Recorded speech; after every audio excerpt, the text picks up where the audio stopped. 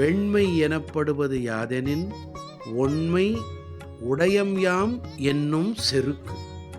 இதன் பொருள், புல்லறிவு என்று சொல்லப்படுவது யாது என்றால், யாம் அறிவுடையோம் என்று ஒருவன் தன்னைத்தானே மதித்துக் கொள்ளும் செருக்காகும். சுக்ரநீதியின் 3வது அத்தியாயத்தின் 88வது பாடல் எவ்வாறு உரைக்கிறது பார்ப்போமா? நாப்தோபதேசம் சம்வேத்தி வித்யாமத்தஸ்வஹேதுபிஹி அனர்ச்சமப்யபிப்ரேதம் மன்யதே பரமார்த்தவத். இதன் பொருள், கல்விச் செருக்கு முன்னோர் முதுமொழிகளை நன்கு அறிந்து கொள்ள இயலாதவாறு கண்ணை மறைக்கும்.